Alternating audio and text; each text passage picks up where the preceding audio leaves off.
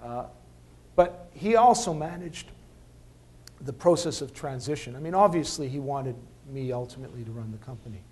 And, but if you notice the work things I went through, I touched every part of the organization. I was in buying, I was in operations, I was in corporate development. I ran marketing for, I touched everything. And by the time that I was finally ready to take on senior management position in 1997, I was a pretty seasoned guy.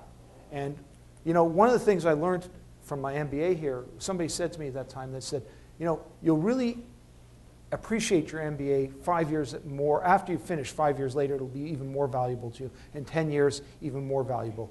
And my business education, it's the gift that, Ivy, the reason I support Ivy is it's a gift that's kept on giving for so many years to me. Because what I learned through case method study has taught me to be a much, much better leader than I would have been. And my father had excellent outside advisors who ensured in my personal development that I had the goods to succeed in. Because trust me, in any business, but particularly in family businesses, there are lots of dumb kids. Not Graham. Graham, you're okay.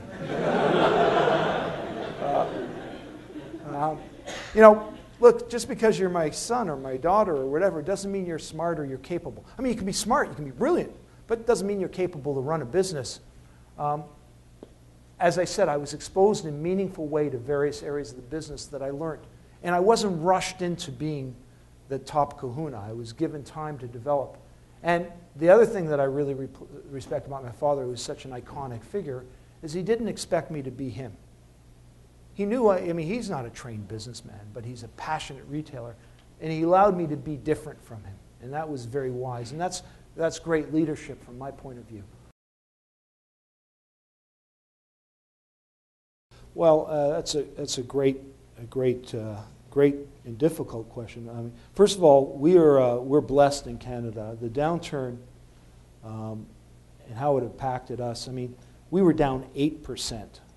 Better quality retailers in the United States were down 40 to 50%. I mean, I don't know how I would have dealt with that, frankly. I have friends that went through that, and they were, you know, they had to cut huge swaths of their workforce. They had to renegotiate bank loans and leases. You know, we went from being extremely profitable to a little less profitable. So we were blessed with the, I mean, Canada has been in such a good place for the last number of years, and it was incredible. So, you know, in fact, we're running this year back at or above where we were in 2008. In 2009, as I said, we were nicely black.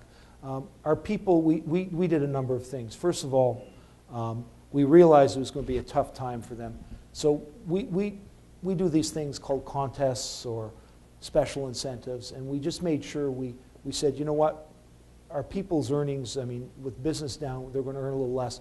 So we brought on a whole bunch more contests and special incentives and team incentives and stuff like that to get people motivated and excited and supplemented their earnings. So we sucked it up. We were able to do a little bit of what you were talking about making a little longer term decision to make sure that our people weren't as hurt. I mean, they earned less, but we sort of softened the blow.